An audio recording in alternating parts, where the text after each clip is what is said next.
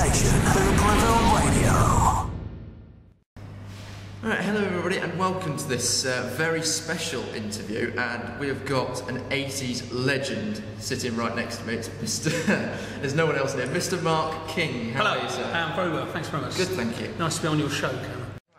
I'm such a massive fan of yours. Wow, that's very kind of you, thank you. And I got into your music through who else but my dad. And Yeah. he has your best of, level best, and very nice. and various albums upstairs in the loft. And I sort of got to hear your music when I was probably about 14, and just really loved it. That's great. So, I could listen to this all day.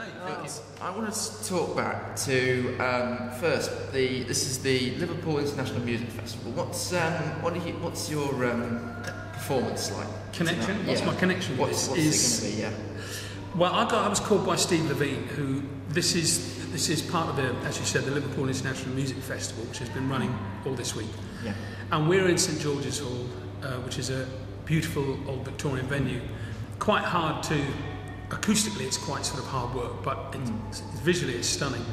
And I got a call from Steve Levine, who had been commissioned by the Liverpool Council to put together an evening of, quite a unique event really, which is where as the evening goes through, Steve puts together a track that we record live here tonight, that the various musicians and people that are playing on the song get up and put their little sort of bits in, so that the audience can actually see this happening in real time.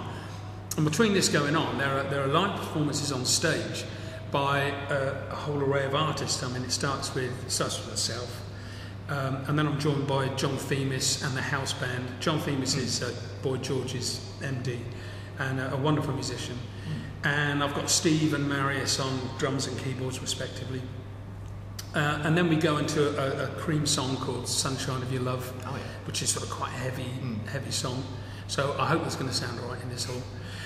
Then we're joined on stage by Natalie McCool, and she's great. Right. She's kind of a local star here and a fantastic singer, really fantastic singer. So we play a couple of songs with her.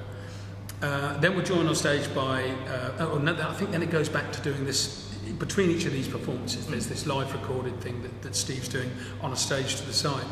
Then it comes back and we're doing a couple of songs with Mary Epworth, and then we're joined by Bernard Butler from Suede, or ex-Suede of course, because he's a fantastic songwriter too, and we're playing a song that I'm really pleased that they've unearthed tonight called Sugar Coated, that he wrote for Amy Mann.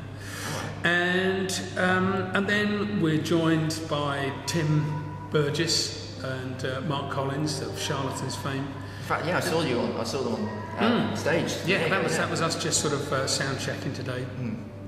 And I forgot, of course, we've got Holly Cook. We do these great dub songs with Holly Cook. She's lovely. She's got such a great voice.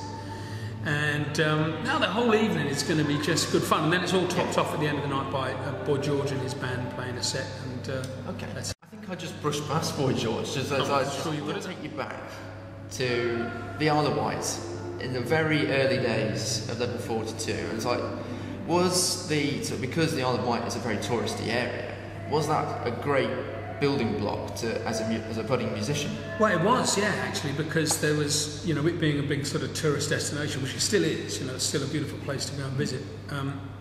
There were lots of hotels and pubs and clubs, nightclubs particularly, to go and play in. So there was always a big demand for live musicians on the Isle of Wight, which meant that there was a very good live local scene.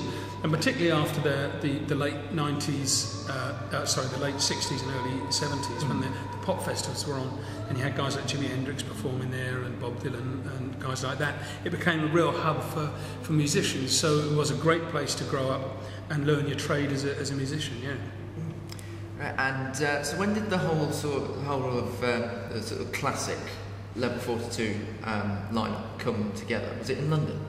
It was actually, I mean, that I'd known the brothers Boone and Phil Gould just from the age of 15, really, on the island. We used to play together in the same bands, and I'd debt for Phil, and Phil had debt for me. We couldn't cover gigs and things like that.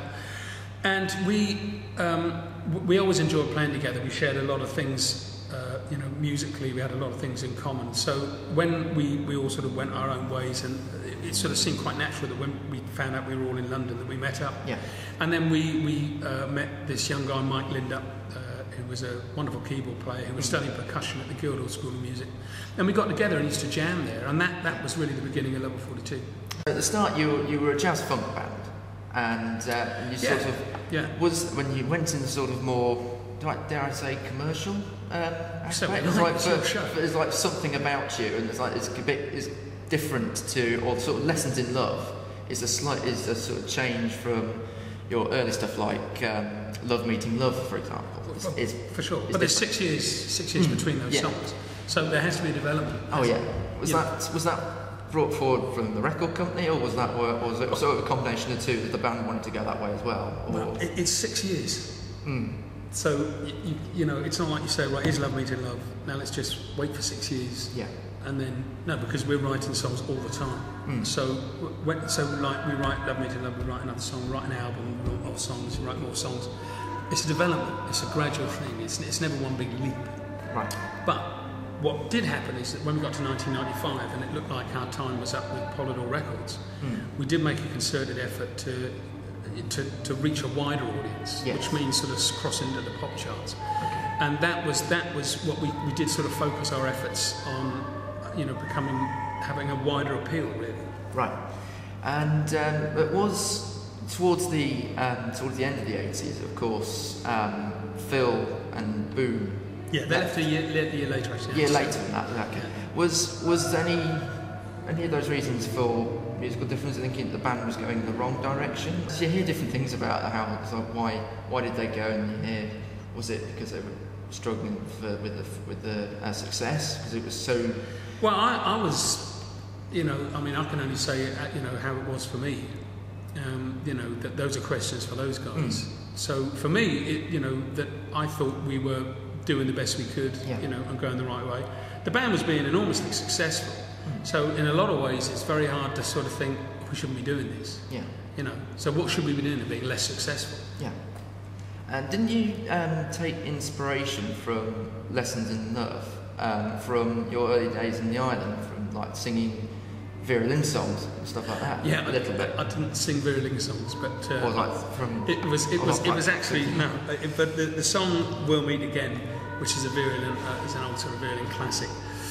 We'd done a tour before we made the lessons before we recorded Lessons in Love, and there was a song we played called "A Physical Presence," and to finish that, because it's just a riff, it goes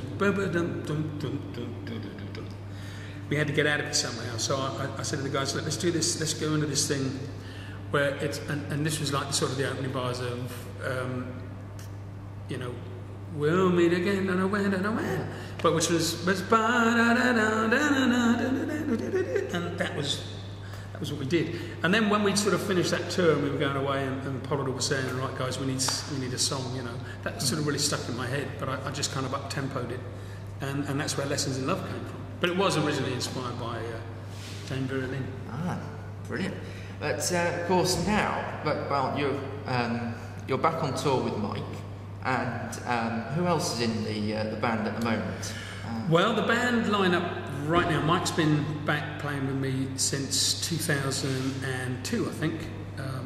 So, you know, that's we're 12 years in on that. Sean Freeman, who plays sax, has been with me 14 years. My brother Nathan King, who's sort of 12 years younger than me, he plays guitar and vocals in the band. And he's been with me 14 years as well. And we've had some amazing drummers, you know, in the band over the years. We had Phil Gould, of course, you know, who was fantastic. And then Gary Husband came in. And it's a shame, really, because we didn't talk about Gary or Alan Murphy, who were the two marvellous musicians, you know, that came in. And then we had Alan Holdsworth toured with us, and Gavin Harrison came in, and then Gary Husband came back and toured with us for years and years. And now we've got a young guy called Pete Ray Biggin, who's, you know, great fun to play with. And yeah, the band just keeps going. Wasn't it true that you met him when he was very young? Well, yeah, he came to, his mum and dad brought him to a show. We were playing at a concert we were playing at Leeds University, and he was 11 years old, and you know, he just came It's great because Mike dug out a video of us getting off the bus at Leeds Uni, and there he is, Pete. He's just waiting at the stairs, wanting us to sign stuff. You know, he's a sweet guy. There's one thing that I'd noticed with the videos for Level 42 is they're very memorable. Like the sun goes down and something about you. Is that something that you enjoyed doing, or because I know some bands can find doing music videos quite it's like something to just find it something necessary to promote the album, or don't they find other people to come up with the video idea? Was it something that you and the band were always very keen on, like always thinking of ideas? Yeah, I always enjoyed doing the video. The video process was good, and it was something that came along through the 1980s, before the advent of music television, you know, MTV and the channels that are of that ilk. There wasn't really any necessity for a video promo, other than the fact that a TV station might play it. And I think Queen were probably the first band to get on top of this whole thing. Yeah. Bohemian Rhapsody is a very famous example of like one of the forerunners of music video. And in the 80s, because there was such a lot of money in the industry, the big budgets were being thrown at these videos. So they were big film producers were being brought in, and the budget was like $1 million, $1.5 million, and there's just no way you can do that these days. Nothing like that. But then of course technology's got to the stage where you can be filming this and just from a camera here, and we're recording the whole thing digitally. So the business itself has just changed enormously, and the necessity of having a music video, well, for me those days are sort of in the past now. And I don't mind, but I always enjoy watching. One of my favourite artists at the moment is Colin Moccasin, and I really like St Vincent, and I love the work that those guys do visually. I think it really enhances their music. And going through in the 80s, and when the group were taking shape, and then you were having like your first top 10 hit, which was The Sun Goes Down. What was really influencing you? Is there any particular artists that you took for inspiration? In The Sun Goes Down? Or just in general, like in that sort of period in the early 80s when you... Well, 1983, I suppose the influences would have been the influences that we'd had growing up, the sort of music we made weren't necessarily the influences that we had. I mean, we were very much into jazz fusion and... a lot of the artists. It just so happened that that album we went and recorded in Los Angeles with two of the guys from Earth, Wind and Fire, Larry Dunn and Birdie White, and so their production techniques and were something that we were really excited about, buying into and learning. Yeah. Anyway, Mark, it's been an absolute pleasure having you on. And not too stressful. No, well, you should have seen me 10 minutes before when I was waiting in. I was like a kid in a sweet shop. But it's been an absolute pleasure to meet you, and you've just been absolutely brilliant helping me sort this all out, and that's great. Genuinely a lovely bloke. Thank you very much. Thank you very much. I think that's a wrap. Goodbye. Your student station, Looprevil Radio.